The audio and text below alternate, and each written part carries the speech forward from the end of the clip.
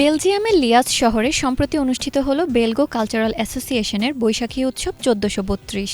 উৎসবটি প্রবাসী বাংলাদেশিদের মধ্যে পরিণত হয়েছিল এক অনন্য মিলন মেলায়।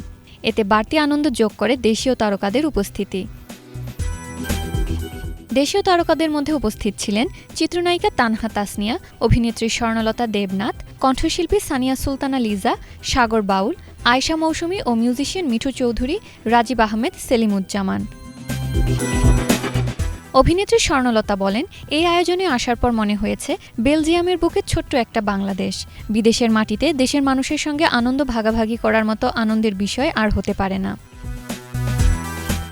অনুষ্ঠানে আরও উপস্থিত ছিলেন বাংলাদেশের রাষ্ট্রদূত খন্দকার মাসুদুল আলম, অল ইউরোপিয়ান বাংলাদেশ অ্যাসোসিয়েশনের সেক্রেটারি জেনারেল কাজী এনায়েত উল্লাহ, বেলগো বাংলার সভাপতি মিস্টার সাইদুর রহমান লিটন এবং সাধারণ সম্পাদক তপন রায়।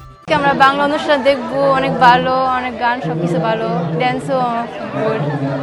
আমাদের এই উদযাপনের মূল লক্ষ্য হচ্ছে বাংলাদেশের সংস্কৃতিকে বেলজিয়াম তথা ইউরোপের মাটিতে পুনরুজ্জীবিত করা এবং আমাদের যে পরবর্তী প্রজন্ম তাদেরকে এই সংস্কৃতির যে আমন্ত্রণ সেই আমন্ত্রণ দেওয়া এবং এই সংস্কৃতির শিক্ষায় সুশিক্ষিত করে তোলা।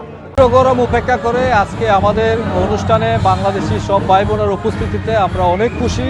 সবাইকে অনেক অনেক ধন্যবাদ। আপনাদের এই উপস্থিতিতে আমাদের আগামীতে আরও অনেক বড় কিছু করার অনুপ্রেরণা জায়গায়। তো আশা করছি এর চেয়ে বড় কিছু আমরা উপহার দিতে পারবো আপনারা যদি আমাদের সাথে থাকেন। ইউরোপের ব্রাসেলস, এন্টারপেন, লুভেন, নামুর ও লুক্সেমবার্গ থেকে শতাধিক পরিবার ও সংগঠক অংশগ্রহণ করেন বৈশাখী উৎসব ১৪৩২ অনুষ্ঠানে। Banglavision news desk.